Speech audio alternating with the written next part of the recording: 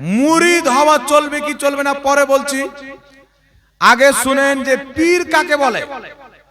এখন ডুপ্লিকেট পীর, ধান্দাবাজ পীর, ভাউতা পীর, বহুত রকম নকল ভণ্ড পীর বেরিয়েছে।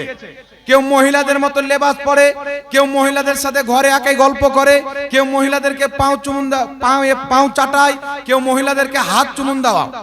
মনে রাখবেন, পীর একজন মহিলার জন্য গায়র মাহরুম। যেমন পর পুরুষের জন্য মহিলাকে পর্দা করা ফরজ, তেমন একজন পীরের সামনেও পর্দা করা ফরজ। আর যদি কোনো পীর এটা না মানে, মহিলাকে পাও চুমায় হাত চুমাও পীর নাই, যদি রামনগর এলাকাতে আসে কাঁচা কঞ্চি কেটে আর পা ছালাল করে পাঠাবেন, এমন মার দিবেন এই ভণ্ড পীরকে এলাকায় ঢুকতে দিবেন না। হক্কানি পীর মানতে হবে, যেই পীরের আমল, যেই পীরের চরিত্র, যেই পীরের ব্যবহার নবী মুস্তাফার শরীয়ত মোতাবেক হবে, তাকেই মানতে হবে। আর যদি হক্কানি থাকে, তাকে না মানলে ক্ষতি আছে। আল্লাহ বুখারী শরীফের মধ্যে বলেছেন, মান আদালি ওয়ালিয়ান ফাকাদ আযানতুহু বিল হারব, যেই ব্যক্তি আমার ওলির সাথে দুশমনি রাখলো, আমি আল্লাহ তার সাথে যুদ্ধ ঘোষণা করলাম। তো এখন পীরের নাম দিয়ে অনেক ভণ্ড আছে, এই ভণ্ড থেকে বাঁচবেন। মা বোনদেরকে বলতে চাই, এই মা বোনদেরকে এসে যদি কোনো ছাগল বলে আমি পীর, এ মুরিদ হতে চালু করে দেবে। ছাগল এসে যদি বলে পীর, তো মুরিদ হতে লাগে যাবে। এই জন্য বুলবুলে বাঙ্গাল বলে একটি বক্তা ছিলেন, তিনি বলতেন, পানি পিও ছানকে, পীর পাকড়ো পেহচানকে। पानी छान के पियो, पीर पहचान के पकड़ो। अगर पीर नबी की सुन्नत पर चलने वाला है, उसके हाथ में मुरीद हो जाओ। अगर नबी की शरीयत के खिलाफ चलने वाला है, उसको लात मार के दफा कर दो। এরকম পীর সমাজের জন্য ক্ষতিকারক, ইসলামের জন্য ক্ষতিকারক। এই ভণ্ডগুলোকে তালাক দিতে হবে। বাংলাদেশে দেখবেন অনেক পীর বেরিয়েছেন, বাংলাদেশে দেখবেন জিকির করে হি হা এই উই এই উই, আজীব জিকির করে, মনে হবে এদেরকে কেউ নাশা খাইয়ে মাতাল করিয়ে দিয়েছে। এরাও নিজেকে পীর বলছে, সুন্নি বলছে, তবে ডুপ্লিকেট সুন্নি মার্কেটে চলবে না।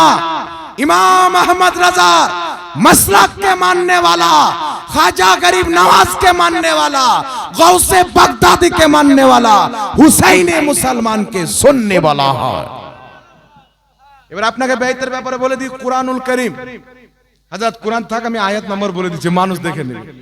কুরআনুল কারীম রেকর্ডিং হচ্ছে, যদি কেউ একটা রেফারেন্স ভুল প্রমাণ করতে পারে, যেটা চোরের শাস্তি, সেটা আমার শাস্তি হবে। পবিত্র কুরআন সূরাতুল ফাত্তাহ আয়াত নাম্বার 10, আল্লাহর নবীকে আল্লাহ বলছেন, মাহবুব, যারা তোমার হাতে বায়াত গ্রহণ করে, আমি আল্লাহর হাতেই বায়াত গ্রহণ করে, আমি আল্লাহর হাত তাদের হাতের উপরে। জোরে বলুন সুবহানাল্লাহ। আমি আল্লাহর হাত তাদের হাতের উপরে।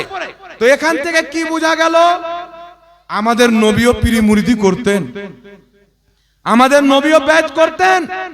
সূরা ফাত্তার 10 নম্বর আয়াত, নবীর হাতে বেয়াত হওয়া, আল্লাহর হাতে বেয়াত হওয়া, আর পীরের হাতে বেয়াত হওয়া মানে গৌসে আজমের হাতে বেয়াত হওয়া। জোরে হবে না সুবহানাল্লাহ। আর গৌসে আজম থেকে ইমামে হুসাইন, ইমামে হুসাইন থেকে হযরতে আলী, হযরতে আলী থেকে মুহাম্মদ রাসূলুল্লাহ। এই যে আপনার বেয়াত হওয়া শুরু থেকে চলে আসছে। যদি ইসলামের তারিখ পড়েন, তারিখে দামেস্ক বলে একটি কিতাব আছে, তারিখুল খুলাফা বলে একটি কিতাব আছে, তারিখ ইবনে আসাকির বলে একটি কিতাব আছে, তারিখ ইবনে খালদুন বলে কিতাব আছে। এইগুলো কিতাব যখন আমরা পড়ি, তো আল্লাহর নবীর ইন্তিকালের পর হযরতে আলীর জামানা থেকে নিয়ে যুদ্ধ চালু হয়েছিল। ইমামে হুসেনের জামানায় ইয়াজিদও পীর হয়েছিল, ইমামে হুসেনও পীর ছিলেন। তবে ইয়াজিদ ছিল ভণ্ড, আর ইমামে হুসেন ছিলেন জান্নাতের সরদার। জোরে হবে না সুবহানাল্লাহ। তো ইয়াজিদও বাইত করত, ইমামে হুসেনও বাইত করত। ইয়াজিদের পক্ষে 22,000, হুসেনের পক্ষে মাত্র 72 জন। তো 22,000 ভণ্ড লোক, ভণ্ড পীরের হাতে মুরিদ, আর মাত্র 72 জন ইমামে হুসেনের পক্ষে। আচ্ছা বলেন তো, ওই ভণ্ডগুলোর কারণে এই 72 জন কি বলেছিলেন আমরা আসলটাকে ছেড়ে দেব?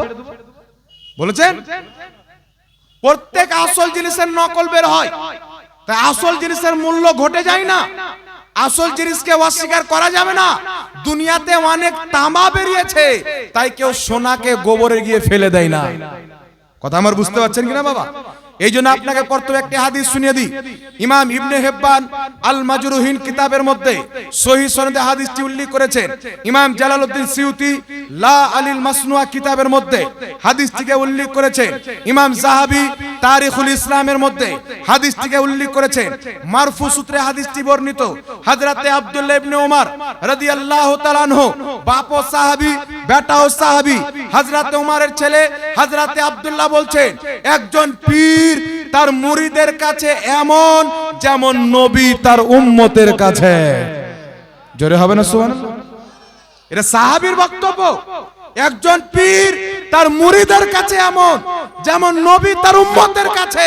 উম্মতে মুসলিমা নবীর কাছে যেইভাবে শরীয়ত শিখতো, নবীর সম্মান করত, নবীকে মহব্বত করত, তেমন ভাবে আমরা শরীয়ত পীর মাশায়েখদের সম্মান করব, তাদের কাছে শিখব। এবার আপনাকে একটি কথা আর বলে দিই।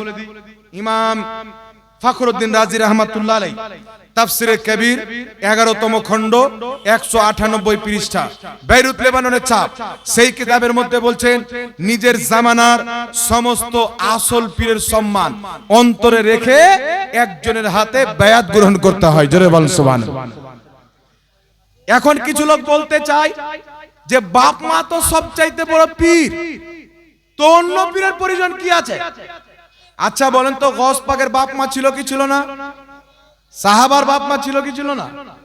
হযরতে তালহা রাদিয়াল্লাহু তাআলা আনহু যখন জিদ্দর ময়দানে লৌহলান হয়ে গেলেন, মৃত্যুর অবস্থায় কাছাকাছি চলে আসলেন, হযরতে আলীর গোলামকে বলছেন, এই আলীর গোলাম, আমি তোমার কাছে হযরতে আলীর হাতে মুরিদ হয়ে গেলাম, বেত হয়ে গেলাম।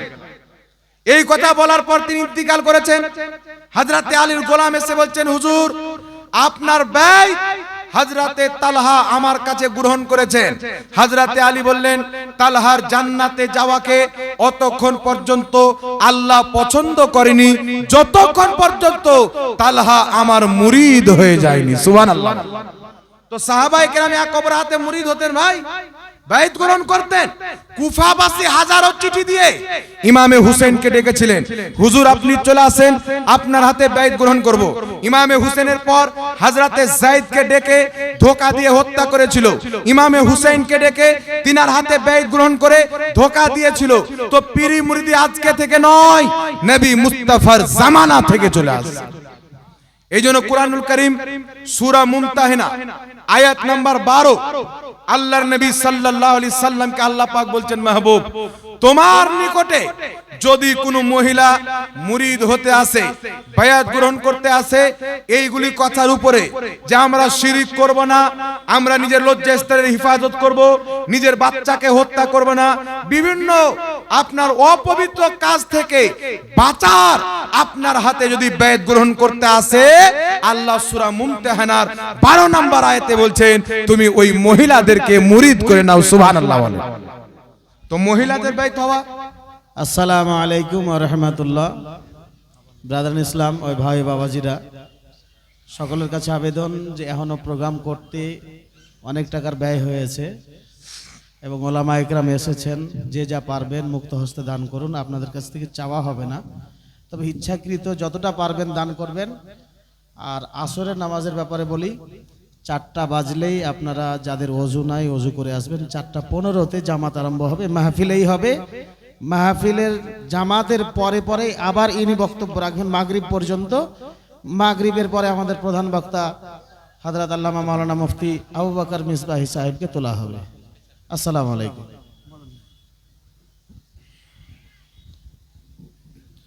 তো কুরআনুল কারীমের মধ্যে সাহাবায়ে কেরাম নবীর হাতে বায়াত গ্রহণ করেছেন মহিলারাও, তবে মহিলারা পর্দার আড়াল থেকে আল্লাহর নবীর বায়াত গ্রহণ করেছেন।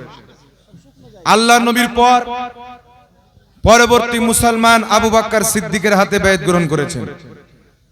তারপরে ওমর ফারুক, হযরতে আলী, হযরতে উসমান, তারপরে ইমামে হাসান, তারপরে ইমামে হুসেন, ইনাদের হাতে বায়াত গ্রহণ করেছেন। এই জন্য ফুকাহায়ে কেরাম, ইমাম শারানি, ইমাম ফখরুদ্দিন রাজি বড় বড় মুফাসসির, বড় বড় মুহাদ্দিসিনে কেরাম বলেছেন যে একজন পীরের হাতে বায়াত গ্রহণ করা এটা হচ্ছে সুন্নাতে কাদিমা মুস্তামেরা। সুন্নাতে কাদিমা মুস্তামেরা মানে কি? অনেক পুরাতন সুন্নাত, যুগ যুগ থেকে চলে আসে, কোন যুগে এটা বন্ধ হয়নি। তাই বড় পীর আব্দুল কাদের জিলানী আবু সাইদ মাখজুমি রাহমাতুল্লাহ আলাইহির হাতে মুরিদ ছিলেন। খাজা মঈনুদ্দিন চিশতি খাজা উসমান হারুনির মুরিদ ছিলেন। জুনায়েদ বাগদাদি পীরের মুরিদ ছিলেন। দুনিয়াতে যত আল্লাহর ওলি আছে প্রত্যেক ওলি কোন না কোন পীরের হাতে মুরিদ আছে। জোরে বলেন সুবহানাল্লাহ। সুবহানাল্লাহ। এখন যদি কেউ আপনাকে বলে বাপ মা তো সবচাইতে বড় পীর, বাপ মা মেন জিনিস, এটা 100 বার কোরআন হাদিস দ্বারা প্রমাণিত। বাপ মা হচ্ছে আগে। বাপ মা যদি নারাজ হয় আল্লাহও নারাজ হয়ে যাবে, বাপ মা যদি নারাজ হয় রাসূলও নারাজ হয়ে যাবে। তবে বাপ মা আলাদা জিনিস, পীর ও মুর্শিদ হচ্ছে আলাদা জিনিস। কেমন করে? কেউ যদি আপনাকে বলে মা থাকতে খালা আবার কোন জিনিস, মানা যাবে? মা থাকতে খালা আবার কোন জিনিস, বাপ থাকতে চাচা আবার কোন জিনিস? তখন আপনি বলবেন বাপ বাপের জায়গাতে আছে, চাচা চাচার জায়গাতে আছে, মা মায়ের জায়গায় আছে, খালা খালার জায়গায় আছে, তো বাপ মা আপনার জায়গায় আছে, পীর ও মুর্শিদ আপনার জায়গাতে আছে। কথা বুঝতে পারলেন কি বললেন না বাবা? এই জন্য একজন পীরের হাতে মুরিদ হওয়া এটা হচ্ছে সুন্নাতে কাদিমা মুস্তামেরা। হক্কানি পীর আপনারা যদি পান ইনশাআল্লাহ তার হাতে মুরিদ হবে। আর একটা খবর আপনাকে বলে দিই, আমার হাতে একটি কিতাব দেখছেন, হাদিস ও মুহাদ্দিসের দৃষ্টিতে শাবে বারাত পালন বৈধ কিনা, মুফতি আমজাদ হোসেন সিমনানি সাহেবের লেখা কিতাব, আপনারা সকলে চিনেন। এই কিতাবটার শাবে বারাতের সমস্ত জিনিস এই কিতাবের মধ্যে দেওয়া আছে। হাদিস থেকে সহিহ হাদিস, হাসান হাদিস, আপনার যঈফ হাদিস, সব রকম হাদিস এই কিতাবের মধ্যে দেওয়া আছে। মুহাদ্দিস ফুকাহায়ে কেরামের মত দেওয়া আছে। তাই আপনারা যারা ইচ্ছুক এই কিতাবটার হাদিয়া হচ্ছে মাত্র 50 টাকা। আপনারা কিনে নিজের বাড়িতে রাখবেন, পড়বেন। কালকে যদি কেউ আপনাকে বলে শাবে বারাতে রোজা রাখা জায়েজ নয়, তাহলে আপনি তার দাঁত ভাঙা জবাব দিয়ে দিবেন, এই আলিম ওলামাদেরকে ডাকার প্রয়োজন পড়বে না। কথা বুঝতে পেরেছেন বাবা? তো যারা ইচ্ছুক 50 টাকা দিয়ে বইটা নিয়ে যেতে পারে। আর ওটা বই আছে নাকি? যাক, জাযাকাল্লাহু খাইরান ফিদ দান। তো মানুষ একবার দুরূদ শরীফ পড়েন, আল্লাহুম্মা সাল্লি আলা সাইয়্যিদিনা মাওলানা মুহাম্মদ। দুটোই আলোচনা হয়ে গেছে, তবে কিছু প্রশ্ন এসেছে, সেই প্রশ্নগুলির উত্তর আপনাদের সম্মুখে উপস্থাপন করতে চাই। বিরাদর ইসলাম, একটি কথা মনে রাখবেন, একজন ব্যক্তি ইমানদার হওয়ার জন্য জরুরিয়াতে দিনের প্রত্যেকটা জিনিসকে বিশ্বাস করা তার জন্য জরুরি। যদি কোনো ব্যক্তি 5 ওয়াক্তের নামাজ পড়ে, কুরবানি দেয়, হজ করে, মসজিদ আছে, নামাজ পড়ে, মাদ্রাসা চালায়, কিন্তু সেই ব্যক্তি যদি বলে যে আমি সব বিশ্বাস করি কিন্তু কিয়ামত হবে বিশ্বাস করি না, তাকে মুসলমান বলা যাবে? যাবে না। কাদিয়ানি বলে একটি ফিরকা আছে, পাকিস্তানে তার জন্ম। পাকিস্তানে একটি জায়গা আছে কাদিয়ান। সেই কাদিয়ানের একটি লোক হচ্ছে গোলাম আহমদ কাদিয়ানি। 5 ওয়াক্তের নামাজ পড়তো, আলিম ছিল, কিতাব লিখতো, মসজিদ বানিয়েছিল, মাদ্রাসায় পড়াতো, সব ছিল। কিন্তু সেই ব্যক্তি নিজেকে নবী বলে দাবি করল। আর আজ পর্যন্ত কাদিয়ানি তার মাননেওয়ালা তাকে নবী বলে, কিন্তু নামাজ রোজা সব আছে, কোরআন হাদিস বুখারী মুসলিম সব। কিন্তু একটাই কি, যে গোলাম আহমদ কাদিয়ানিকে আমাদের নবীর পরেও তাকে নবী মানে, তারা মুসলমান হবে না কাফির? ইবলিসের 6 কোটি বছর ইবাদত ছিল, জান্নাতের মধ্যে ছিল, সব ঠিকঠাক ছিল, আল্লাহ তার প্রতি রাজি হয়ে গেছিল, কিন্তু শুধু আদমকে সাজদা করলো না, তার সমস্ত ইবাদত বেকার হয়ে গেল, ওই ব্যক্তি শয়তান এবং কাফির হয়ে গেল। তো এখান থেকে বুঝা কি গেল, একজন ব্যক্তির পথভ্রষ্ট হওয়ার জন্য, কাফির ও মুরতাদ হওয়ার জন্য 1000টা ভুল হওয়া শর্ত নয়, একটাই কুফরি মানুষকে কাফির করে দেয়, ইসলাম থেকে বের করে দেয়। যেমন আমরা 5 ওয়াক্তের নামাজ পড়ি, রোজা রাখি, হজ করি, সব করি, কিন্তু কোন ব্যক্তি যদি মুসলমান নাম রাখনেওয়ালা কুরবানি দেয় সব কিছু করে, এমন একজন ব্যক্তি এসে যদি বলে আমি সব বিশ্বাস করি কিন্তু আল্লাহর নবীকে শেষ নবী মানি না, মুসলমান থাকবে? তো নামাজ তো পড়ে, মাদ্রাসা তো আছে, রোজা রাখে, হজ করে, সব করে, একটা শুধু আকীদা খারাপ হয়ে গেল, বান্দা কাফির হয়ে গেল। শরীয়ত বলছে মরলে তার মাটি দেওয়া হারাম, জানাজা পড়া হারাম, সালাম কালাম করা হারাম। এটা নবী পাকের হাদিস। ইমাম কাজী আয়াজ রাহমাতুল্লাহ আলাইহি শেফা শরীফের মধ্যে লিখতেছেন, আল্লাহর নবী বলছেন যদি কোনো ব্যক্তি আমার সাহাবাকে গালিগালাজ করে, আমার সাহাবার অপমান করে, আমার সাহাবার তাওহীন করে, আল্লাহর নবী বলছেন ওই ব্যক্তির সাথে উঠা বসা করিও না, তাকে সালাম কালাম করিও না, তার সাথে বিয়ে শাদী করিও না। সে যদি অসুস্থ পড়ে যায় দেখতে যেও না, মরে যদি যায় রাসূল পাক বলছে জানাজার নামাজ পড়িও না, তাকে মাটি দিও। এটা কার জন্য বলছেন? যেই ব্যক্তি সাহাবাকে, সাহাবার অপমান করবে, তাহলে সাহাবার অপমান করলে যদি তার সাথে সালাম কালাম বিয়ে শাদী মাটি কাফন দাফন সব হারাম হয়ে যায়, তো যেই ব্যক্তি নবী পাকের অপমান করবে, যেই ব্যক্তি রাসূলকে গালি দিবে, তাকে কি সালাম করা যাবে? তার জানাজার নামাজ পড়া যাবে? তার সাথে সম্পর্ক করা যাবে? এই জন্য আপনাকে এটা কথা বলে দিলাম যে ইমানের মূল হচ্ছে শুধু নামাজ পড়লে মুসলমান হয়ে গেল না। অনেক জায়গাতে দেখতে পাওয়া যায় ওয়াহাবি মাদ্রাসার গাড়ি এসে চান্দা দিয়ে দেয়, ওকে জিজ্ঞাসা করলে বলবে হুজুর তারাও তো কোরআন হাদিসই পড়ায়, তো কাদিয়ানিও তো কোরআন হাদিস পড়ে, ইয়াজিদও তো কোরআন হাদিস পড়তো, তাহলে কি আপনি ইয়াজিদের শাসনকালে ইয়াজিদকে সমর্থন করতেন না হুসাইনকে করতেন?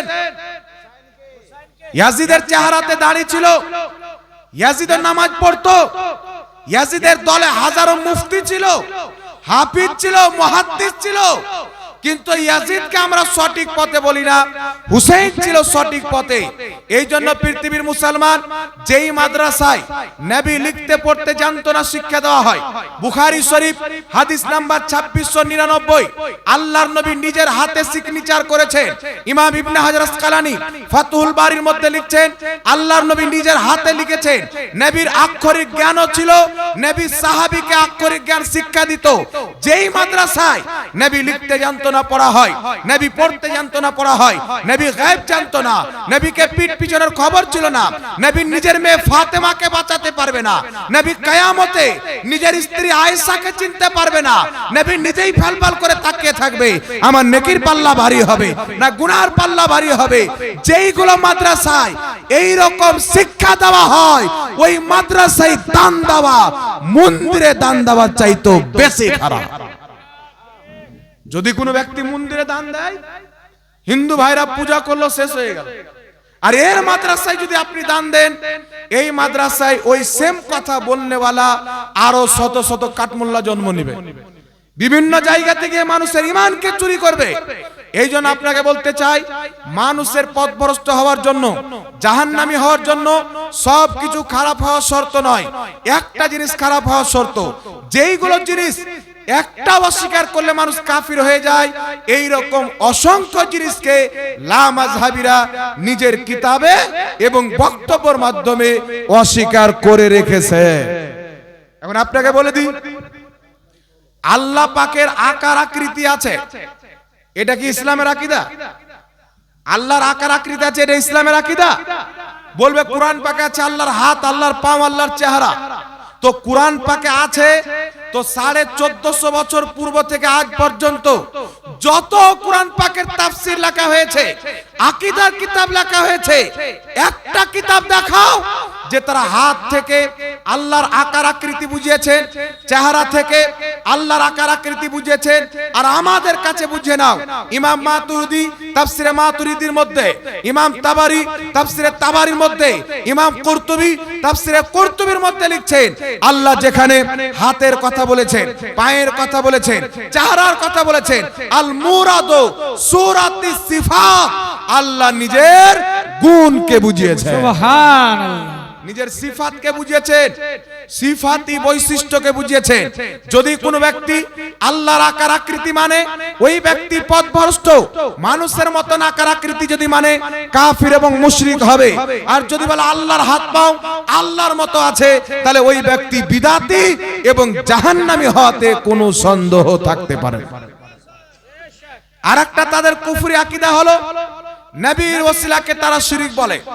আচ্ছা বলেন বাবা, কুরআনুল কারীম সূরাতুল ইউসুফ, আল্লাহর নবী ইউসুফ আলাইহিস সালামকে যখন তার 10 ভাই কূপে ফেলে দিলেন, ইয়াকুব আলাইহিস সালাম কান্না করতে করতে তিনার চোখের জ্যোতি হারিয়ে গেল। তিনি যখন মিশরের বাদশা হলেন, তিনার ভাইরা তিনার কাছে গেল, ভাই তোমার চোখে বাবার কান্না করতে করতে চোখের জ্যোতি হারিয়ে গেছে। ইউসুফ আলাইহিস সালাম বলছেন, আমার জামাটা নিয়ে যাও, আমার বাবার চেহারাতে রেখে ফিরিয়ে নিবে, আমার জামার ওসিলায় আল্লাহ আমার বাবার চোখের জ্যোতি ফিরিয়ে দিবে। কুরআন পাক বলছে, আরে নবী তো নবী, নবীর জামার ওসিলা পর্যন্ত মানুষকে শেফা দিতে পারে। শুধু তাই নয়, একই কুরআনুল কারীম খুলে সেই কুরআনুল কারীমের মধ্যে তাবুতে সাকিনার বর্ণনা এসেছে। কওমে বনি ইসরাইলের কাজ একটি আপনার তাবুত ছিল, আপনার সিন্দুক ছিল, যেই সিন্দুকের মধ্যে কোন নবীর জুতা মুবারক ছিল, কোন নবীর লাঠি মুবারক ছিল, কোন নবীর জামা মুবারক ছিল, কোন নবীর পাগড়ি মুবারক ছিল। যখন কওমে বনি ইসরাইল যুদ্ধের ময়দানে যেত, তারা সেই সিন্দুকটা সাথে নিয়ে যেত। আল্লাহ পাক সেই সিন্দুকের ওসিলায় প্রত্যেক যুদ্ধে তাদেরকে বিজয় দান করতে বলেন সুবহানাল্লাহ। সিন্দুকে কি ছিল? নবীগণের জুতা মুবারক। এখন আপনাকে বলতে চাই, আল্লাহর কুরআন বয়ান করছে নবীর জুতার ওসিলা আল্লাহর দরবারে কবুল হয়ে যায়, নবীর পাঞ্জাবির ওসিলায় কাজ হয়। যদি নবীগণের জুতা এবং জামার ওসিলা জায়েজ থাকে, তো নবীগণের ওসিলা কি করে নাজায়েজ হতে পারে? সুবহানাল্লাহ। চিন্তা করেন, এরা কুরআন পর্যন্ত বিশ্বাস করে না। কুরআন পড়নেওয়ালা ইয়াজিদও ছিল, কুরআন পড়নেওয়ালা গোলাম আহমদ কাদিয়ানিও ছিল, কুরআন পড়নেওয়ালা মুসাইলমা কাজ্জাবও ছিল। কিন্তু পৃথিবীর মুসলমান যারা কুরআন পাককে নিজের সিনাতে গৌসে পাকের মতো করে বসাবে, তারাই কুরআন পড়ে হেদায়েত পাবে, বলেন সুবহানাল্লাহ। তো বলেন বাবা, যেই নবীর জুতোর ওসিলা দিয়ে যুদ্ধের ময়দানে জয় লাভ করেন, বৃষ্টি যখন হতো না, তারা সিন্দুককে সামনে রেখে দোয়া করতে, আল্লাহ এই সিন্দুকের ওসিলায় তুমি বৃষ্টি দান করো, সঙ্গে সঙ্গে বৃষ্টি হয়ে যায়। তাহলে যেই নবীর জুতোর ওসিলায় দোয়া কবুল হয়, জুব্বার ওসিলায় দোয়া কবুল হয়, পাগড়ির ওসিলায় দোয়া কবুল হয়, লাঠির ওসিলায় দোয়া কবুল হয়, ওই নবীর জাতের ওসিলা চলবে কি চলবে না? কেউ যদি বলে জুতোর তো চলবে কিন্তু নবীর চলবে না, তাহলে মনে করতে হবে একে সিম্পল পাগলা নয়, ভাদর মাসের কুকুর কামড়েছে, জাতা কুকুর নয়, বুঝতে পারলেন? এই জন্য আপনাকে বলতে চাই, এদের থেকে ইমানকে বাঁচিয়ে রাখবেন। ইহুদি খ্রিস্টানদের এরা হচ্ছে দালালি করতেছে, ফান্ডিং পাচ্ছে, 2-3 দিনে মসজিদ মাদ্রাসা খাড়ো করে দিচ্ছে। এখন আমার কাছে কয়েকটি প্রশ্ন এসেছে। এতগুলো কথা বলার উদ্দেশ্য হচ্ছে এদের আকীদা খারাপ। আপনার ইসমাইল দেহলভি লামাযহাবীদের প্রতিষ্ঠাতা, ভারতের মাটিতে লামাযহাবীদেরকে যিনি জন্ম দিয়েছেন, ইসমাইল দেহলভি নিজের কিতাব তাকওয়াতুল ঈমানের মধ্যে লিখছে আল্লাহর নবী মরে মাটির সাথে মিশে গেছে। তাকওয়াতুল ঈমানের মধ্যে লিখছে আল্লাহর শানের সামনে চামারের তো কোনো ইজ্জত আছে, নবীর কোনো ইজ্জত নাই। তাকওয়াতুল ঈমানের মধ্যে লিখছে নবীর সম্মান বড় ভাইয়ের সমতুল্য করতে হবে, বেশি করলে শিরক হবে। ওই ইসমাইল দেহলভি সিরাতে মুস্তাকিম 148 পৃষ্ঠা, দিল্লির ছাপ, সেই কিতাবের মধ্যে লিখতেছে নামাজের মধ্যে যদি স্বামী স্ত্রীর মহব্বতের স্মরণ আসে নামাজ হয়ে যাবে, গরুর স্মরণ আসলে নামাজ হয়ে যাবে, গাধার স্মরণ আসলে নামাজ হয়ে যাবে, নবীর স্মরণ আসলে শিরক হবে, নামাজ হবে না। গরুর ছাগল আসলে নামাজ হয়ে যাবে, গাধার স্মরণ আসলে নামাজ হবে, স্বামী স্ত্রীর প্রেমের স্মরণ চলে আসলে নামাজ হয়ে যাবে, কিন্তু নবীর স্মরণ আসলে নামাজ হবে না, শিরক হবে। এরা কি মুসলমান না কাফির? এদের ঈমান থাকবে? বুখারী শরীফের মধ্যে হাদিস, আল্লাহর নবী বলেন আবু বকর নামাজ পড়াও। হযরতে আবু বকর সিদ্দিক নামাজ পড়াচ্ছেন, আসরের নামাজ। নামাজের মধ্যে দাঁড়িয়ে আছেন, আমার নবী হুজরা থেকে বের হলেন। হযরতে আবু বকর সিদ্দিক নবী পাককে দেখে এক পা মুসাল্লা থেকে টেনে পিছে চলে আসলেন। আল্লাহর নবী বলছেন আবু বকর নামাজ পড়াও। হযরতে আবু বকর সিদ্দিক পিছনকার কাতারে চলে আসলেন, আমার নবী নামাজ পড়ালেন, সাজদা সহ করলেন না। নামাজ কমপ্লিট করার পর আল্লাহর নবী বলছেন আবু বকর তুমি কেন নামাজ পড়ালে না, আমি তো অনুমতি দিলাম। হযরতে আবু বকর সিদ্দিক বলছেন যেখানে মুহাম্মাদুর রাসূলুল্লাহ চলে এসেছে, আবু বকর ইবনে কুহাফার কি মাজাল যে মুসাল্লাতে ইমামতি করবে। চিন্তা করেন, নামাজে দাঁড়িয়ে আছেন, নবী নামাজে বাইরে, আপনি নামাজে দাঁড়িয়ে আছেন। আপনার যদি শিক্ষক চলে আসে, হুজুর ভালো আছেন, নামাজ গিয়ে শিক্ষক এসে একটু হেঁটে যায়, নামাজ থাকবে? থাকবে? বাপ চলে আসে থাকবে? কিন্তু নবী এসেছেন, মুসাল্লা ছেড়ে ইমাম থেকে মুক্তাদি হয়ে গেলেন। যেখান থেকে তিনি নামাজকে ইমামতি ছেড়ে মুক্তাদি হলেন, সেখান থেকে নবী নামাজ কমপ্লিট করলেন, সাজদা সহ করলেন না। জোরে হবে না সুবহানাল্লাহ? তো কি বুঝতে পারা গেল? নামাজের মধ্যে, যেই নামাজের মধ্যে মুস্তাফার আদব থাকে, মুস্তাফার শরণ থাকে, ওই নামাজ আরশ পর্যন্ত পৌঁছে যায়। আর যেই নামাজের মধ্যে মুস্তাফার শরণ আসে না, ওই নামাজ ইবলিসের খাতাতে চলে যায়।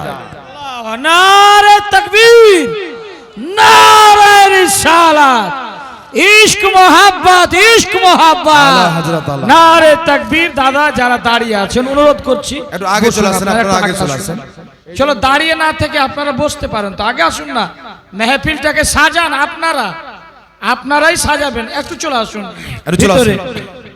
এই জন্য বাবা আপনাকে বলতে চাই, সাহাবার দিন আলাদা, ওয়াহাবি দিন আলাদা, নবীর দিন আলাদা, ওয়াহাবির দিন আলাদা, মুহাদ্দিসের দিন আলাদা, ওয়াহাবির দিন আলাদা।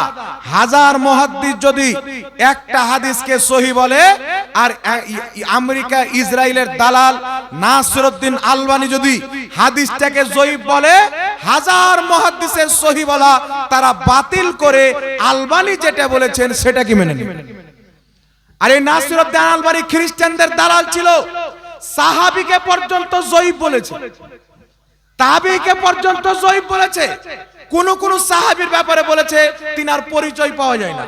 তো সাহাবীর পরিচয় নাই না তোমার পরিচয় নাই, কার বেটা তুমি? যেই ব্যক্তি বলবে সাহাবীর পরিচয় পাওয়া যায় না, লোকটা কে ছিল? আর ওই সাহাবীকে দুর্বল বলবে, তো নবীর হাদিস বুঝার দিক দিয়ে সাহাবী দুর্বল না ওই গাধা আলবানী দুর্বল? কে দুর্বল হবে বাবা? আলবানী কবেকার লোক ছিল জানেন? 1999 তার মওত হয়েছে, আমাদের যুগের লোক। আমার চাচার শালা ছিল, আমাদের জামানার লোক। কথা বুঝতে পারছেন না? 1999 মরেছে। ওই আলবানী যদি বুখারীর হাদিসকে জয়ীফ বলে দেয়, লামা জাহির ওটা জয়ীফ, মানে এরা নবীর হাদিস মানে না, আলবানীর হাদিস মানে। আলবানী যতক্ষণ পর্যন্ত বলবেন না এটা হাদিস, এরা মানবে না। আমরা আলহামদুলিল্লাহ আলবানীর তাহকিককে নয়, আমরা ইমাম বুখারীর তাহকিককে মানি, আমরা ইমাম মুসলিমের তাহকিককে মানি। এই জন্য আজ পর্যন্ত আমাদের সামনে বসার হিম্মত লা মাযহাবির হয়নি, কিয়ামতের সকাল পর্যন্ত হবে না। এটা সবাই জানেন। একটা নামাজি যদি চোরের পুলিশের সামনে যায় দৌড়াবে না, কিন্তু চোর যদি যায়, যদিও পুলিশ চোর ধরবো বলে আসেনি, কিন্তু চোর ওর সামনে যাবে না, দুক দুক দুক দুক দুক দুক করবে। তো এরা হচ্ছে কোরআন হাদিসের চোর। এরা জানে যে হানাফি মৌলবীরা হচ্ছে পুলিশ, এদের সামনে যদি যায়, আমাদের বাপ দাদা কত কোরআন হাদিস চুরি করেছে সব পাটারা খুলে যাবে। আর পাটারা যদি খুলে যায়, মুখ কালো হয়ে যাবে। এই জন্য পৃথিবীর মুসলমান সবাই আমাদের সামনে বসতে ভয় করে, আমরা ভয় করি না, কারণ গোলামানে আহমদ রাজা জান দেনে সে नहीं डरते, सर कट जाए रह जाए कोई परवाह। সুবহানাল্লাহ। এবার কয়েকটি প্রশ্ন আপনাকে বলে দিই। আসসালামু আলাইকুম। ছেলে ও মেয়ের কি আছে জানাজা নাকি? জানাজার নামাজ একসাথে পড়া যাবে কিনা? জি যাবে, অবশ্যই, কোনো অসুবিধা নেই। তারপরে একটি লেখা আছে, আমি সুন্নি মাযহাব মাননেওয়ালা, আমি যে মাইয়াত ওয়াহাবি ছিল, তবু আমি জানার পরেও তার জানাজার নামাজ পড়েছি, তাহলে আমি কি তওবা করতে হবে আমাকে, এবং আমার স্ত্রী কি তালাক হয়ে যাবে? যদি কোনো ব্যক্তি জেনে শুনে কোনো পচা ওয়াহাবির জানাজার নামাজ পড়ে নাই, ওয়াহাবি জানার শর্ত তাকে তওবা করতে হবে, কালেমা পাঠ করতে হবে, তার বিয়েটাও দ্বিতীয়বার পড়াইতে হবে। জি, দ্বিতীয়বার মানে লতুনি হযরত। আসসালামু আলাইকুম। ওয়ালাইকুম আসসালাম ওয়া রাহমাতুল্লাহি ওয়া বারাকাতুহু। এটা আগে বলবেন, এটা কি লেখা আছে বলেন না। মাওলানা ওয়াহাবিদের তাড়াতাড়ি করেন। একজন মাওলানা ওয়াহাবিদের, সে কিছুদিন সুন্নিদের মসজিদে ইমামতি করেছে এবং কিছুদিন ওয়াহাবিদের মসজিদে ইমামতি করেছে। সে মারা গেছে, অন্য একজন সুন্নি আলেমে তার জানাজা পড়িয়েছে। তো সেই যে ব্যক্তিটা জানাজা পড়িয়েছে সুন্নি আলেমটা, তার ফতোয়াটা কি হবে? যদি কোন একজন মাওলানা যে আহলে সুন্নাত ওয়াল জামাতের মসজিদও ইমামতি করেছেন, ওয়াহাবি মসজিদও ইমামতি করেছেন, হ্যাঁ আসলে হলো ওয়াহাবি, যদি সে তওবা না করে থাকে, ওয়াহাবিয়াত থেকে তওবা করে আহলে সুন্নাত ওয়াল জামাতে না এসে থাকে, ওয়াহাবি হয়ে মরে, আর তার যদি জানাজার নামাজ কোনো মৌলবি জানার পরেও পড়িয়ে দেয়, তাহলে সেই মৌলবিকেও তওবা করতে হবে, কালেমা পাঠ করতে হবে। কথা বুঝতে পারছেন? আর তার যদি বিয়ে হয়ে থাকে, ও মৌলবীর জানাজার নামাজ যদি বৈধ মনে করে পড়ায়, তাহলে দ্বিতীয়বার তাকে বিয়েটাও করতে হবে। তাসদিদে ঈমান যাকে বলে, থুবড়া করতে হবে না, ওটা আপনি করে নেবেন। আসসালামু আলাইকুম। ওয়ালাইকুম আসসালাম ওয়া রাহমাতুল্লাহি ওয়া বারাকাতুহু। এটা কি লেখা আছে গো? লা মাযহাবী ছেলে মেয়ের বিয়ে দেওয়া জায়েজ কিনা, যদি না হয় তাহলে তারা কি মুসলমান না? যে লা মাযহাবী ছেলে মেয়ের সাথে আহলে সুন্নাত ওয়াল জামাতের ছেলে মেয়ের বিবাহ দেওয়া যাবে কি যাবে না, এটা আপনারা ডেলি শুনছেন, শুনতে শুনতে বুড়া হয়ে গেলে, মানে মুরব্বী বাবারা আছেন, আপনাদের বাবারাও এই মশলা শুনতে আছেন, নতুন মশলা নয়, যুগ যুগ থেকে শুনছে। কিন্তু আবার জিজ্ঞাসা করা হচ্ছে কেন? কিয়ামত আমাদের নিকটে আসছে। ওই যে তারা কি মুসলমান নয়, ওই তো আমি বলে দিলাম কাদিয়ানি কি মুসলমান নয়? যদি কেউ প্রশ্ন করে, আপনি বলবেন মুসলমান নয়। কেন? বলে আমাদের নবীর পরে নতুন নবী বানিয়ে নিয়েছে। এই জন্য আপনাকে বলতে চাই, ওটাই বলছি হযরত, কাদিয়ানিরাও কালমা পড়ে, নামাজ পড়ে, রোজা করে, মাদ্রাসা আছে, বুখারী পড়ে, মুসলিম পড়ে, সব করে, কিন্তু কাদিয়ানিদের আকীদা কি? যে গোলাম আহমদ কাদিয়ানি ও আল্লাহর নবী, তাহলে আর মুসলমান থাকলো, আর বিয়ে শাদী তার সাথে জায়েজ হবে? লা মাযহাবীদের কিতাব খুলেন, নুজুলুল আবরার, লা মাযহাবীদের গুরু আপনার নবাব সিদ্দিক হাসান কা ভোপালী, সেই কিতাবের 22 পৃষ্ঠার মধ্যে লিখেছে, ওয়াহিদুস সামা আহলে হাদিসদের ইমাম হাদিয়াতুল মাহদির মধ্যে লিখেছে, রাম, কৃষ্ণ, লক্ষ্মণ, জৈন, বৌদ্ধ, ফিসা গৈরক, এরা সব আল্লাহর নেক নবী, এদের প্রতি ঈমান নিয়ে আসা ওয়াজিব। রামকে যে নবী মানবে না ও মুসলমান নয়। জোরে বলুন আস্তাগফিরুল্লাহ। কৃষ্ণকে যে নবী মানবে না সে মুসলমান নয়। বৌদ্ধকে যে নবী মানবে না, ফিসাগরককে যে নবী মানবে না, এক কথা হিন্দুদের আর আপনার জৈনদের, বৌদ্ধদের, শিখদের, এদের গুরুদেরকে যারা নবী মানবে না, তারা মুসলমান নয়। তাহলে যেই মৌলবী এই ফতোয়া দিচ্ছে সে মুসলমান হবে? তার মান্যওয়ালা মুসলমান হবে? কোনই মতে হতে পারে না। এই জন্য বেরাদর ইসলাম, আমার নবীকে জিজ্ঞাসা করেন, হুজুর তারাও তো নামাজ পড়ে, আমরাও নামাজ পড়ি, তো তারা কি মুসলমান নয়? নবী বলছে 73 ফিরকা হবে, কুল্লুহুম ফিন্নার, সবাই জাহান্নামে যাবে, ইল্লা মিল্লাতান ওয়াহিদা, একটি জান্নাতে যাবে, মা আনা আলাইহি ওয়া সাহাবী, যারা আমার সাহাবীর দলে থাকবে তারাই হবে জান্নাতি। এখন আহলে সুন্নাত ওয়াল জামাত, সুন্নি জামাত হলো জান্নাতি, ওয়াহাবি জামাত 72 জাহান্নামী ফিরকার মধ্যে। তো আপনি কি আপনার নিজের মেয়ের বিয়ে ওই জাহান্নামীর সাথে তুলে দিবেন জামা জাহান্নামে? একটা ছেলে দেখতে খুব সুন্দর, লম্বা, উচ্চা, চওড়া, কিন্তু ফকিরের বেটা ভিক চেয়ে বেড়ায়, আপনার মেয়েকে যদি বিয়ে করতে আসে বিয়েটা দিবেন? দেখতে সুন্দর কিন্তু দিবেন না, ভিক মাঙ্গা। আমার মেয়েকে কাপড় দিতে পারবে না, পড়াতে পারবে না, আপনার মেয়ে শান্তি পাবে না, তাই দিবেন না। তাহলে যেখানে বিয়ে দিলে আপনার মেয়ে জাহান্নামে চলে যাবে, আপনার ছেলে জাহান্নামে যাওয়ার সম্ভাবনা রয়েছে, তাহলে সেখানে বিয়ে দেওয়া যাবে? ক্লিয়ার কথা যাবে? আর লা মাযহাবী বলতে চায় যে হানাফিরা মুশরিক, ওরা বলতে চায় যে হানাফিরা মুশরিক, আর কোরআন পাকে আল্লাহ বলেছে মুশরিকের সাথে তোমরা বিয়ে করিও না। তাহলে তাদের ফতোয়াতে তাদের আমাদের সাথে বিয়ে করাটা হচ্ছে হারাম, তাদের ফতোয়াতে হারাম। তো তারা কেন আমাদের সাথে বিয়ে দিবে আর আমাদের মেয়ে দিবে? এই জন্য আপনাকে বলছে কি কিতাব আছে এটা? এই দেখেন, এই কিতাবটির নাম হচ্ছে তরিকায়ে মুহাম্মাদিয়া, লা মাযহাবিদের কিতাব। এই কিতাবের মধ্যে লিখেছে যারা হানাফি, শাফি, মালিকি, হাম্বলি এই চারো মাযহাবের মাননেওয়ালা এরা হচ্ছে মুশরিক, এরা মুসলমান নয়। আর ইবনে আব্দুল ওয়াহাব নজদি লিখতেছেন এদেরকে হত্যা করা ওয়াজিব, এদের মালকে লুট করা যায়। যারা হানাফি, শাফি, মালিকি এরা মুশরিক মাযহাব মাননেওয়ালা, এদেরকে কতল করে দেওয়া ওয়াজিব। এদের যে ধন সম্পদ আছে তা ছিনতাই করে নেওয়া হচ্ছে জায়েজ। এরপরও এরা মুসলমান আছে। আর ইবনে আব্দুল ওয়াহাব নজদির ব্যাপারে কি এদের ধারণা যে মুহাম্মদ রাসূলুল্লাহ ভুল করেছে? ইবনে আব্দুল ওয়াহাব নজদির কোনো ভুল হয়নি, আল্লাহর নবী ভুল করেছেন, ইবনে তাইমিয়ার ভুল হয়নি। এটা হচ্ছে ওয়াহাবিদের মত। তারা নবীর কলমা পড়েছে না আব্দুল ওয়াহাব নজদির কলমা পড়েছে? তো নবীর কলমা পড়নেওয়ালা, নজদির কলমা পড়নেওয়ালার সাথে বিয়ে হবে না। আপনি 93 বার দেন না কেন? আপনি দিবেন, আপনি জাহান্নামে যাবেন, আমার বাপ দাদার কি আছে? সঠিকটা আপনাকে বলার কাজ। শুধু বলে দিচ্ছি না, ওপেন চ্যালেঞ্জ আমাদের পক্ষ থেকে আছে, যে কোনো মুহূর্তে বসান, আমরা বসে কুরআন হাদিস দ্বারা যদি প্রমাণ না করতে পারি জুতোর গলা মালাই দিয়ে আমাদেরকে এখান থেকে বিদায় করবেন। আর যদি প্রমাণ করেনি তো মেনে নিতে হবে ইমাম আহলে সুন্নাত আলা হযরতের মাননে ওয়ালারাই জান্নাতি। সুবহানাল্লাহ। আল্লাহ পাক বুঝার তৌফিক দান। এটা লেখা আছে। আর এটা আছে নাকি? এটা আচ্ছা, এটা তো হয়ে গেল। এই জন্য বিরাদর ইসলাম, রাসূল কায়নাত সাল্লাল্লাহু আলাইহি সাল্লাম এবং আল্লাহ পাকের তাওহীদ, লা মাযহাবিদের ইমাম দে দাও, চাদরে দিয়ে দিও টাকা পয়সা। ইসমাইল দেহলভী, একটু আমার দিকে লক্ষ্য করেন। লা মাযহাবিদের ইমাম আমাদের প্রধান বক্তা সাহেবকে নিয়ে আসার ব্যবস্থা করুন। মাগরিবের আগেই ওনাকে কমের পক্ষে 10-15 মিনিট বলাতে হবে, যাতে করে দর্শকে ভাবে যে না আরো বক্তা আছে।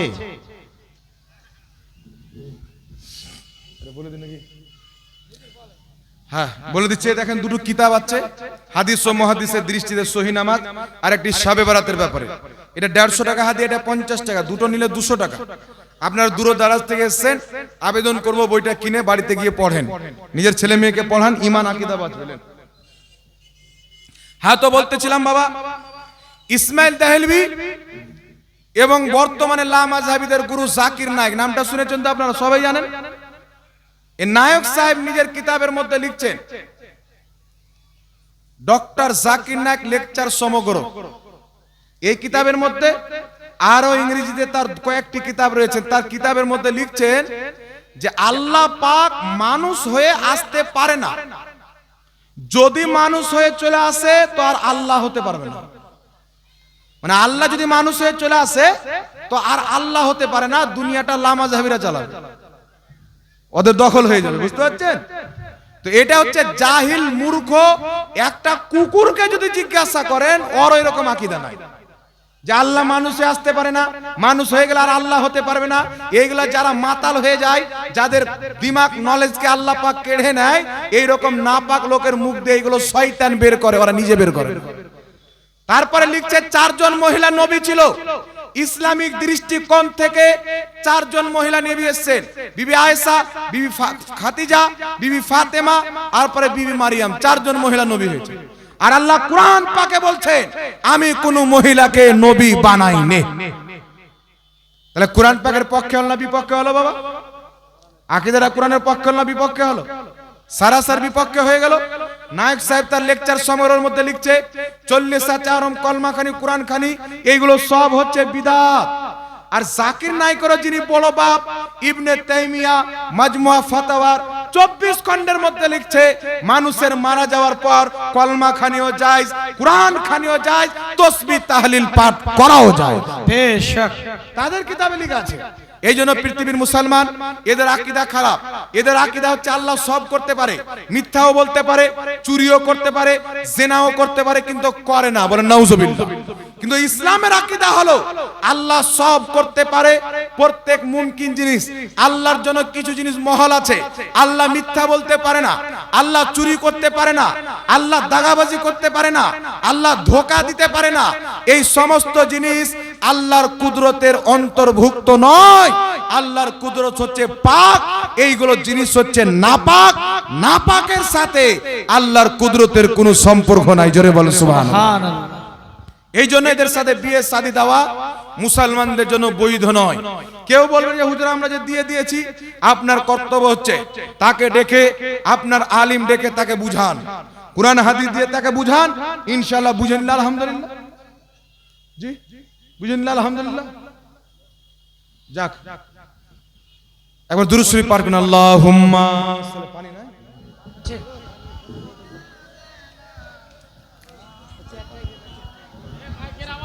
আমি বলছি যারা মায়েরা দাঁড়িয়ে আছেন, আপনারা এসছেন বক্তব্য শোনার জন্য, পিছনে দাঁড়িয়ে না থেকে আপনারা জান্নাতি মা ভিতরের দিকে আসুন। আপনারা ভিতরের দিকে আসুন, কেননা প্রধান বক্তা চলে আসছেন, ইনশাআল্লাহ ওনার বক্তব্য হবে। ইসলাম প্রধান বক্তা আসার পূর্বে আপনাকে আর কয়েকটি কথা আমি বলতে চাই। বিষয় হচ্ছে, একটু পূর্বে মুফতি ফজলুর রহমান মিসবাই সাহেব বলছিলেন, একটা কথা ছুটে গেছে। আমরা আহলে সুন্নাত ওয়াল জামাত মানুষকে কাফন দেওয়ার, মানুষকে মাটি দেওয়ার, জানাজার নামাজ পড়ার প্রত্যেকটা একটা নিয়ম আছে। আছে না নাই বাবা? কি লাইব্রেরির নাম রেখেছে? আর কে আলা হযরত, এই রামনগরের মাটিতে একটি লাইব্রেরি তৈরি করা হয়েছে, আর কে আলা হযরত। এই লাইব্রেরির মধ্যে অনেক বই রাখা হয়েছে।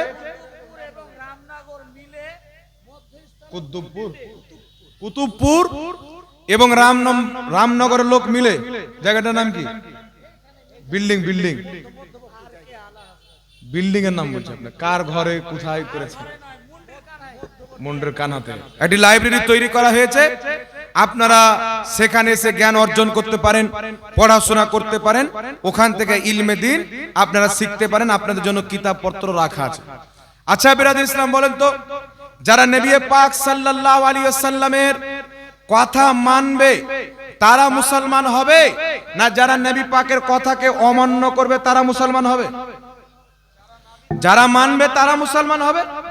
আল্লাহর নবী সাল্লাল্লাহু আলাইহি ওয়াসাল্লামের জামানায় মানুষ যখন মারা যেত, তাকে দাফন করার পর জীবিত ব্যক্তি তার কবরের পাশে অতক্ষণ পর্যন্ত বসে বা দাঁড়িয়ে থাকতো যতক্ষণ সময়ে একটা উটের জবাই করে খাল খালিয়ে মাংস করা পর্যন্ত যতটা টাইম লাগে, ততটা টাইম পর্যন্ত তারা কবরের পাশে বসে মৃত্যু ব্যক্তিকে তালকিন করতেন। সুবহানাল্লাহ। আল্লাহর নবী বলছে, মৃত্যু ব্যক্তিকে দাফন করার পর তোমরা চলে যেও না, অতক্ষণ পর্যন্ত তার কবরের পাশে দাঁড়াও যতক্ষণ পর্যন্ত একটা উটের খাল খালিয়ে মাংস বিলানোর সময় লাগে, ততক্ষণ পর্যন্ত তার কবরের পাশে তোমরা উপস্থিত থাকো, তার জন্য দোয়া করো। জোরে বলো সুবহানাল্লাহ।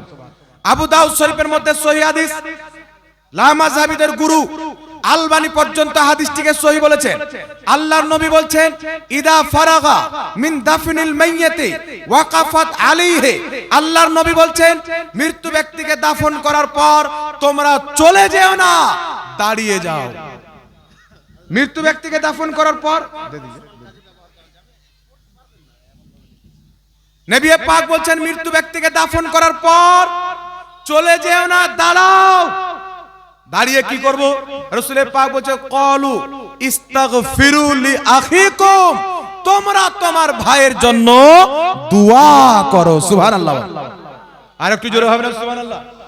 তাহলে আপনারা বলেন, নবী পাক বলছে দাফন করার পর দাঁড়ান। এখন কিছু লোক কেমন হয়েছে জানেন? কিছু লোক জানাজার নামাজ পড়ে পালিয়ে যায়। জি, এরকম চালু হয়েছে। জানাজার নামাজ পড়ে পালিয়ে যায়, মাটিও দেয় না। তো পাগলা কুকুর, তুই মাটি দিবি না তো জানাজা কেন পড়তে আসলি? জি, ওর বাড়ি যদি আপনি যান, ওর বেটির বিয়েতে, বেটা ছেলের বিয়েতে আপনি গেলেন, আর ওর বাড়ির গলি গিয়ে ঘুরে চলে আসলেন, তাহলে দাওয়াত নিয়ে লাভ কি হলো? আপনি যখন খাবেন না, তো দাওয়াত দিয়ে লাভটা কি হলো বাবা? তো কিছু জাহিল মূর্খ লোক আছে, এরা নামের মুসলমান আছে, এরা অনুসরণ ইহুদি খ্রিস্টানকে করছে। লামাজাবি ইহুদি খ্রিস্টান মৌলবি এদের মগজে, এদের ব্রেনে আমেরিকা ইসরায়েলের ফান্ডিং এর কথা ভরে মগজ ধুলাই করে দিয়েছে যে জানাজা পড়লি হবে, মাটি দেওয়াটা জরুরি নয়। তাহলে তোমরা মাটি কেন দিতে যাচ্ছ? জানাজা পড়ে লাশটাকে চালিয়ে চলে আসবে নাকি বলেন? লাশটাকে চালিয়ে ফেলে আসবে, মাটি কেন দিচ্ছ? আর যদি মাটি দিতে হয় তাহলে সবাইকে মাটি দিতে হবে। কোন সাহাবী ফিরে চলে এসেছে দেখাও, নবী পাক বলেছেন দেখাও। আল্লাহর নবী বলছেন ওয়াইদা ফারাগা মিন দাফনিল মাইয়াতি ওয়াকাফাত আলাইহি, মৃত্যু ব্যক্তিকে দাফন করার পর তোমরা দাঁড়িয়ে যাও। ক্বালু ইস্তাগফিরু লিআখিকুম, মৃত্যু ব্যক্তির জন্য তোমরা সবাই দোয়া করো, ইস্তেগফার করো। জোরে বলতে হবে সুবহানাল্লাহ। আর আল্লাহর নবী মুজামুল কাবির লিতাবরানির মধ্যে হাদিস, আল্লাহর নবীর হাদিস মাজমাজ জাওয়াইদের মধ্যে ইমাম হাইসামি হাদিসটিকে সহিহ বলেছেন, ইমাম তাবরানি হাদিসটিকে সহিহ বলেছেন, আলবানী হাদিসটিকে সহিহ বলেছে।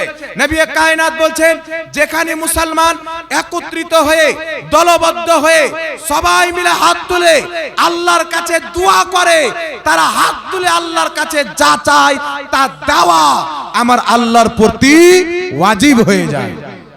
জোরে হবে না সুবহানাল্লাহ। নবী বলছেন যেখানে মুসলমান দলবদ্ধভাবে একত্রিত হয়ে সবাই মিলে হাত তুলে দোয়া করে, তাদের দোয়া কবুল করা আল্লাহর প্রতি ওয়াজিব হয়ে যায়।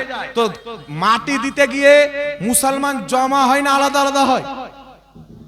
দাফন করতে গিয়ে, জানাজাতে, নামাজে, এই জায়গাতে সব জায়গা যেখানে মুসলমান একত্রিত হয় সেখানে সবাই মিলে হাত তুলে দোয়া করা যায়। আমার নবী পারমিশন দিয়েছেন। যারা নবীর শরীয়ত মানবে তাদের জন্য চাই, যারা খ্রিস্টানদের বানানো শরীয়ত মানবে তাদের জন্য হবে বিদআত। এক জায়গায় একজন লামাজাবি বলছে ফরজ নামাজের পর দোয়া করা টাটকা বিদআত।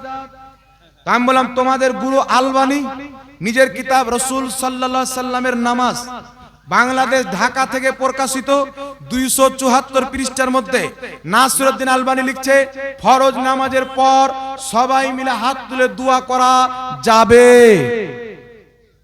তোমাদের বাবা বলছে যাবে। আব্দুর রহমান মুবারকপুরি লামাযহাবীদের গুরু তোহফাতুল আহওয়াজের মধ্যে লিখছে ফরজ নামাজের পর সবাই মিলে হাত তুলে দোয়া করা যায়। একদল লামাযহাবী মৌলবি এটাই ফতোয়া দিয়েছে। সুবহানাল্লাহ। আর এ বেটা এখন বলছে বিদআত, তো তাদের ফতোয়াতে তারা নিজে জাহান্নামী হবে। আর আমাদের সামনে যদি আসে আমাদেরকে কোরআন হাদিস পরে পরিজন পড়বে, তাদের ঘরের কিতাব থেকে ইনশাআল্লাহ আগে দেখিয়ে দেব। একটু জোরে বলতে হবে সুবহানাল্লাহ। এই জন্য ফরজ নামাজের পর হাত তুলে আল্লাহর কাছে দোয়া করবেন। যারা দোয়া করে না এরা হচ্ছে বিদআতি।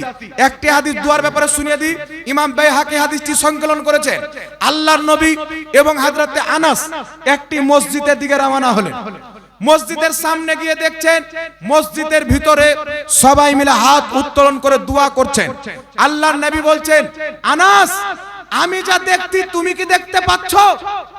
হযরতে আনাস বলছেন হুজুর আপনি কি দেখতে পাচ্ছেন? আল্লাহর নবী বলছেন এরা সবাই মিলে হাত তুলে আল্লাহর কাছে দোয়া করছেন, আমি তাদের হাতে নূর দেখতে পাচ্ছি। হযরতে আনাস বলছেন হুজুর একটু দোয়া করে দেন আমিও যেন দেখতে পাই। আল্লাহর নবী দোয়া করলেন, হযরতে আনাস বলছেন আমিও সেই নূরটা দেখতে পেলাম। আল্লাহর নবী বলছেন আনাস চলো আমরাও দোয়াতে শামিল হয়ে যাই। আল্লাহর নবী হযরতে আনাস তিনারা গিয়ে হাত তুলে আমিন আমিন করতেছিলেন, একজন দোয়া করতেছিল। তাহলে কি বোঝা গেল? কোথাও যদি সবাই মিলে হাত তুলে দোয়া করে, মসজিদে হোক, জালসাতে হোক, দাফন করা যেতে হোক, আর সেই দোয়া থেকে কেউ যদি পালিয়ে যায় সেই নবীর সুন্নাতকে ছেড়ে পালিয়ে গেল। যদি অবৈধ মনে করে সেই ব্যক্তি নিজেই বিদআতি, আর যারা দোয়াতে শরীক হবে তারা নবীর সুন্নাতে আমল করলো। জোরে বলেন সুবহানাল্লাহ। এই জন্য যেখানে দোয়া হবে দোয়াতে শামিল হতে হবে। আচ্ছা ও বলে দিচ্ছি, অসুবিধা নাই। আর দুটি প্রশ্ন। আসসালামু আলাইকুম। ওয়ালাইকুম আসসালাম। মসজিদের টাকা পার্সোনাল কাজে ব্যবহার করা যাবে? শরীয়ত কি বলে? মসজিদের টাকা পার্সোনাল কাজে তো দূরে থাক, মসজিদে যে টাকাটা মানুষ ওয়াকফ করে দেয় সেই টাকাটা কবরস্থানে লাগানো জায়েজ নাই, মাদ্রাসায় লাগানো জায়েজ নাই, আপনার আর অন্য কোনো জায়গাতে লাগানো জায়েজ নাই। মসজিদের টাকা একমাত্র মসজিদেই লাগে। তো পার্সোনাল তো দূরে থাক। কথা বুঝতে পারলেন? কোনো কাজে মসজিদের টাকা ব্যবহার করা যাবে না, একমাত্র মসজিদের কাজই ব্যবহার করতে হবে। জালসার মাহফিল থেকে মেলা বসলে লোক মেলা করা শরীয়তে কি বলে? জালসার মাহফিলে যদি মেলা বসে, বাবা মানুষ দূর দারাজ থেকে জালসা শুনতে আসছে, কিছু দু একটা খাবারের চায়ের দোকান তো বসতে দিতে হবে। এখানে বসে আছে, মানুষের খিদা লেগে গেল, চা খেতে ইচ্ছা করলো, পানি খেতে ইচ্ছা করলো, মানুষ যাবে কোথায়? দু একটা খাবারের দোকান বসতে দিতে হবে। তবে মেলা যেখানে মহিলা এবং পুরুষদের সমাবেশ হয়, সেই জায়গায় চুড়ি ফিতি নাকড়া ফাকড়া মার্কেট বাজার বসে যায়, এটা কিন্তু জায়েজ নাই। এটাকে তুলতে হবে, এটাকে বসতে দেওয়া হবে না। লিখে দিবেন, মানা করে দিবেন।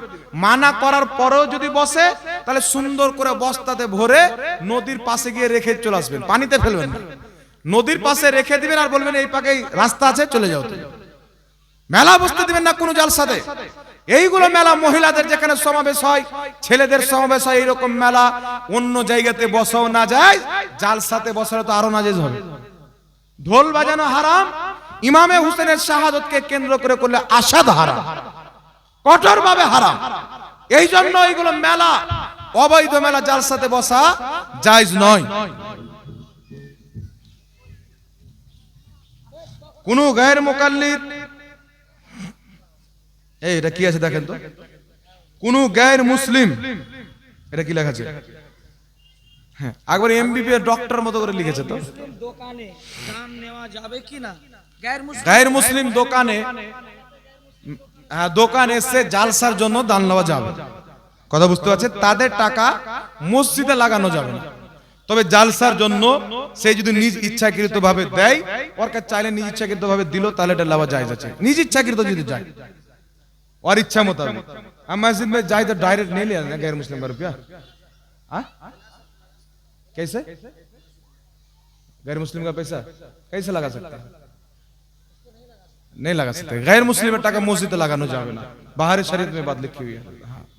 हाँ, उसको एक तरीका है कि किसी कुनु गैर मुस्लिम ধরেন মুফতি আফজাল সাহেবকে 5000 টাকা দিয়ে দিল খুশি মনে, যে হুজুর আমি গैर মুসলিম, তো আপনি একটা মাওলানা মানুষ দিয়ে দিলাম এমনি খুশিতে। তাহলে ওই টাকাটার মালিক হয়ে গেল মুফতি আফজাল সাহেব। এইবার যদি মুফতি আফজাল সাহেব মাদ্রাসায় দেয়, মসজিদে দেয়, তারপরে লাগানো জায়েজ হয়। কিন্তু ডাইরেক্ট মালিক হচ্ছে আপনার হিলা শরীফ যাকে বলা হয়, ডাইরেক্ট মালিক যদি কোনো গায়ের মুসলিম থাকে, তার টাকা ডাইরেক্ট মসজিদের কাজে ব্যবহার করা যাবে না। এটা ফুকাহে কেরাম নিজের কিতাবে লিখেছেন। যাই হোক, বক্তা এসছে,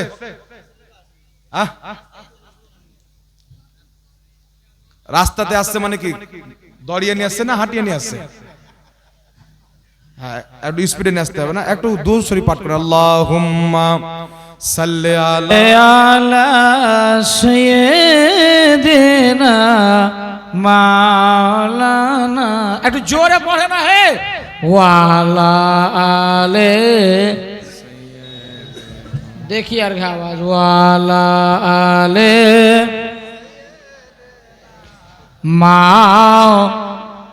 মুহাম্মদ সাল্লাল্লাহু তাআলা আলাইহি ওয়া আলিহি ওয়াসাল্লাম।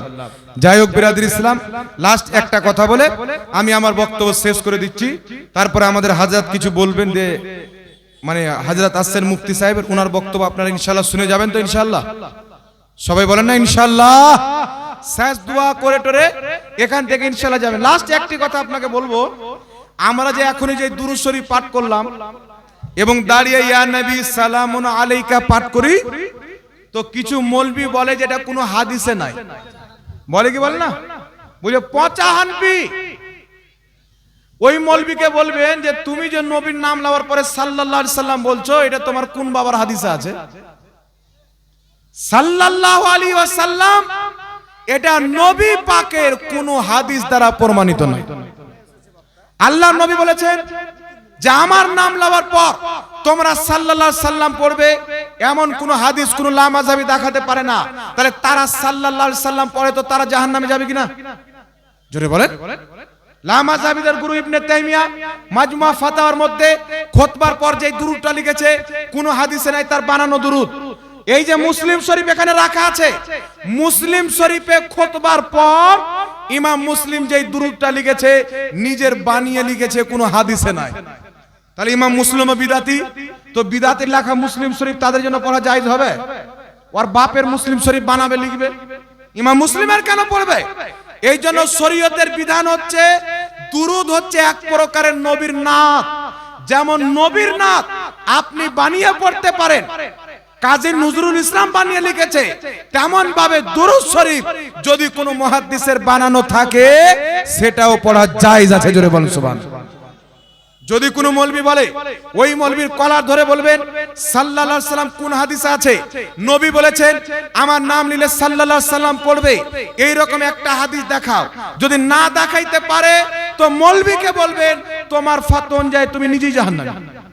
একটা মৌলবিকে দেখছি এইভাবে দুটো হাতে সামান নিয়েছে, বলছে এটা মদিনার টুপি, এটা ভারতের মৌলবির টুপি, আপনি কোনটা টুপি নেবেন? তো সবাই বলবে মদিনার টুপি নেব না, কি বলে? সবাই নারা লাগায়। আমাদের কলকাতা থেকে আগত যিনি জামি আশরাফিয়া থেকে 1 নম্বরে ফারিক, ওনার ইস্তেকবালে আমরা সকলে ওয়েলকাম করব। নারে তাকবীর, নারে রিসালাত। দাঁড়িয়ে যান মাসলাকে সবাই দাঁড়িয়ে যান সম্মানার্থে। যিনি আমাদের নতুন মুখ নিয়ে এসেছেন, আলহামদুলিল্লাহ ভালো লেকচার দেন। ওনার যারা ভাষা শুনবেন আপনারা সকলে বুঝতে পারবেন যে আর ভিতরে মাল কতটি আছে। আলহামদুলিল্লাহ মুনাজির আহলে সুন্নাত হযরত আল্লামা মাওলানা মুফতি আবু বকর মিসবাহি সাহেব কিবলা এমবিবিএড কলকাতা, উনি উপস্থিত। নারে তাকবীর। একটু আগে আসেন না বাপু, একটু আগে যাও, ভালো বক্তা ভালো শুনতে হবে, এসো একটু আগে এসো। সুবহানাল্লাহ। যারা পিছনে দাঁড়িয়েছেন আপনাদের পা হাতে ব্যথা করেনি? এখনো ব্যথা হয়নি? একটু বসেন। সুবহানাল্লাহ। নারে তাকবীর। বসে যান বাবা, বসে যান, তাড়াতাড়ি বসেন, মায়েরা বসেন। কিছু উঠলো আর কিছু বসেই থেকে গেল। আল্লাহু আকবার। কত দাঁড়াবো? এবার আপনাদের সম্মুখে আসছে, পৌঁছে গেছেন, মুফতি সাহেব কিছু বায়ান করছেন, তারপরে হুজুরকে উঠিয়ে দেব। যাক বিরাদর ইসলাম, বলার উদ্দেশ্য হচ্ছে সাল্লাল্লাহু আলাইহি ওয়াসাল্লাম এই দুটা মুহাদ্দিসিনে কিরাম এবং তাবেঈনগণ তিনারা দেখলেন যে হাদিসের কিতাব লিখলে বারবার নবীর নাম লিখতে হবে, নবীর নাম লিখলে দুরুদ লিখতে হবে, তো তিনারা শর্ট করে একটা দুরুদ বানালেন সাল্লাল্লাহু আলাইহি ওয়াসাল্লাম। জোরে হবে না সুবহানাল্লাহ? যেটা ওয়াহাবি মোল্লাও পড়ে, তাহলে ওয়াহাবি মোল্লা মদিনার দুরুদ না নিয়ে মুহাদ্দিসের দুরুদ কেন নিল? তো এটা দুরুদ পড়া যাবে, এটা দুরুদ পড়া যাবে না। ওই মৌলবীর হিম্মত যদি থাকে মাত্র 2 মিনিটের জন্য আমাদের সামনে বসিয়ে দিয়েন, মাত্র 2 মিনিট। এমন ফিবিকক লাঠা তার মুখে চিপকাবো কিয়ামত পর্যন্ত দুরুদের ব্যাপারে কোনো শব্দ ব্যবহার করব না। বিনা অপারেশন, বিনা আপনার ওয়াবাসে অপারেশন, এমন অপারেশন হবে যে 7 নাসাল পর্যন্তকে ইয়া নবী সালাম আলাইকা পাঠ করিয়ে ছাড়বো মুসলমান। সুবহানাল্লাহ। হিম্মত থাকে তো চলে আসো। 150 বছর থেকে আহলে সুন্নাত ওয়াল জামাতের সামনে তারা বসেছে, আল্লাহ পাক নিজের মেহেরবানিতে খাজা মঈনুদ্দিন চিশতির দুআতে সুন্নি জামাতকে জয়দান করেছে। আমাদের পালানোর রেকর্ড নাই। এই জন্য বিরাদর ইসলাম এরা বিভিন্ন রকম মিথ্যা কথা বলে। আপনাকে বলে এখানে হাত বানো, আমিন জোরে বলো, ওকে বলবে না আমিন জোরে বলবে, আস্তে বলবে, না বলবে, এটা মুসলমানের ব্যাপার, তোরা তো মুসলমান নয়। তো জোরে আমিন বলে কি দরকার?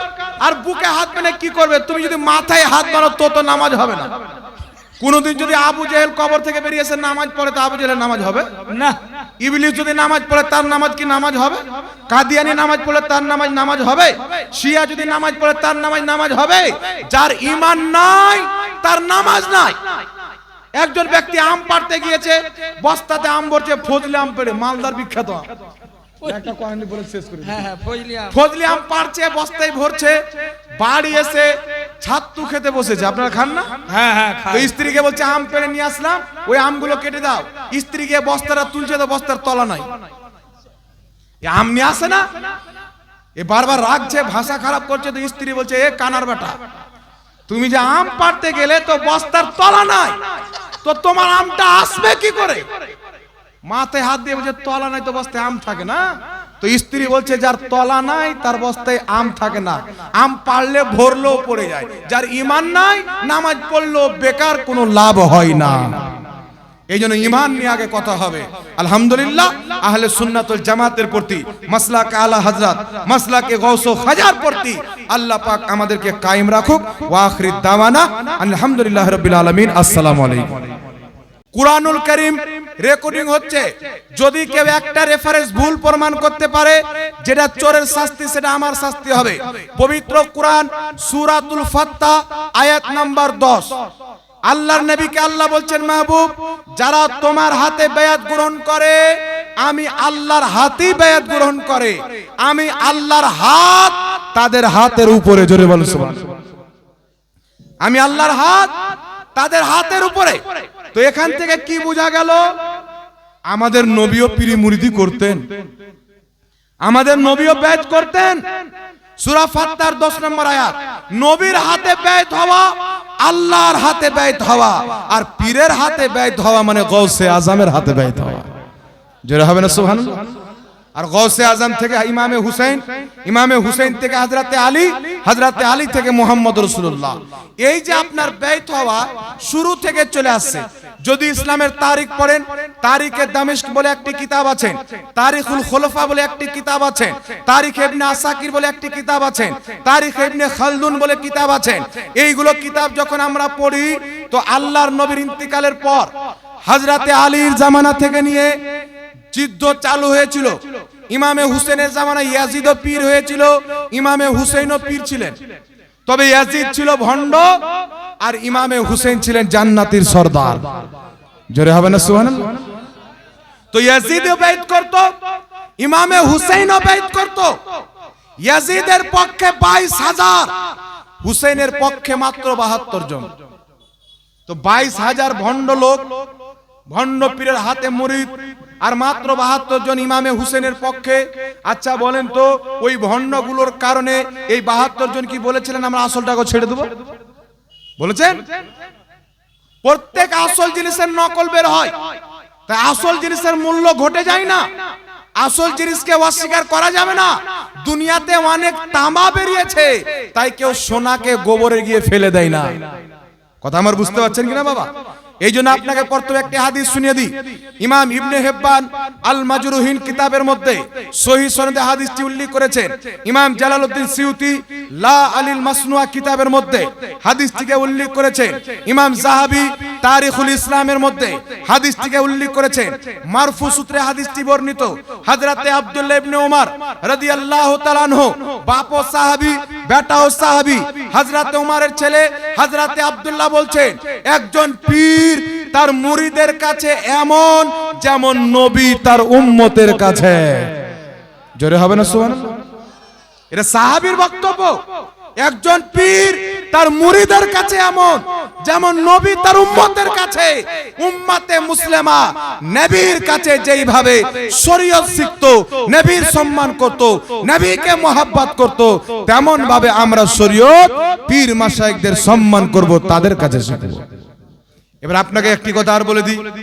ইমাম ফখরুদ্দিন রাজি রাহমাতুল্লাহ আলাইহি তাফসিরে কবির 11তম খণ্ড 198 পৃষ্ঠা, বেইরুত লেবাননের ছাপ, সেই কিতাবের মধ্যে বলছেন, নিজের জামানার সমস্ত আসল পীরের সম্মান অন্তরে রেখে একজনের হাতে বায়াত গ্রহণ করতে হয়। জোরে বল সুবহানাল্লাহ। এখন কিছু লোক বলতে চায় যে বাপ মা তো সবচাইতে বড় পীর, তো অন্য পীরের পরিজন কি আছে? আচ্ছা বলেন তো, গওস পাকের বাপ মা ছিল কি ছিল না? সাহাবার বাপ মা ছিল কি ছিল না? হযরতে তালহা রাদিয়াল্লাহু তাআলা আনহু যখন যুদ্ধের ময়দানে লৌহলান হয়ে গেলেন, মৃত্যুর অবস্থায় কাছাকাছি চলে আসলেন, হযরতে আলীর গোলামকে বলছেন, এই আলীর গোলাম, আমি তোমার কাছে হযরতে আলীর হাতে মুরিদ হয়ে গেলাম, বাইত হয়ে গেলাম। এই কথা বলার পর তিনি ইন্তিকাল করেছেন। হযরতে আলীর গোলাম এসে বলছেন, হুজুর, আপনার বাইত হযরতে তালহা আমার কাছে গ্রহণ করেছেন। হযরতে আলী বললেন, তালহার জান্নাতে যাওয়াকে অতক্ষণ পর্যন্ত আল্লাহ পছন্দ করেনি যতক্ষণ পর্যন্ত তালহা আমার মুরিদ হয়ে যায়নি। সুবহানাল্লাহ। তো সাহাবায়ে কেরাম এক অপর হাতে মুরিদ হতেন, ভাই বাইত গ্রহণ করতেন। কুফাবাসী হাজারো চিঠি দিয়ে ইমামে হুসেনকে ডেকেছিলেন, হুজুর আপনি চলে আসেন, আপনার হাতে বাইত গ্রহণ করব। ইমামে হুসেনের পর হযরতে যায়েদকে ডেকে ধোঁকা দিয়ে হত্যা করেছিল। ইমামে হুসেনকে ডেকে তিনার হাতে বাইত গ্রহণ করে ধোঁকা দিয়েছিল। তো পীরি মুরিদি আজকে থেকে নয়, নবী মুস্তাফার জামানা থেকে চলে আসছে। এই জন্য কুরআনুল কারীম সূরা মুমতাহিনা আয়াত নাম্বার 12, আল্লাহর নবী সাল্লাল্লাহু আলাইহি সাল্লামকে আল্লাহ পাক বলছেন, মাহবুব তোমার নিকটে যদি কোনো মহিলা মুরিদ হতে আসে, বায়াত গ্রহণ করতে আসে, এইগুলি কথার উপরে যে আমরা শিরিক করব না, আমরা নিজের লজ্জাস্থানের হিফাজত করব, নিজের বাচ্চাকে হত্যা করব না, বিভিন্ন আপনার অপবিত্র কাজ থেকে বাঁচার আপনার হাতে যদি বায়াত গ্রহণ করতে আসে, আল্লাহ সূরা মুমতাহানার 12 নম্বর আয়াতে বলছেন তুমি ওই মহিলাদেরকে মুরিদ করে নাও। সুবহানাল্লাহ বলেন।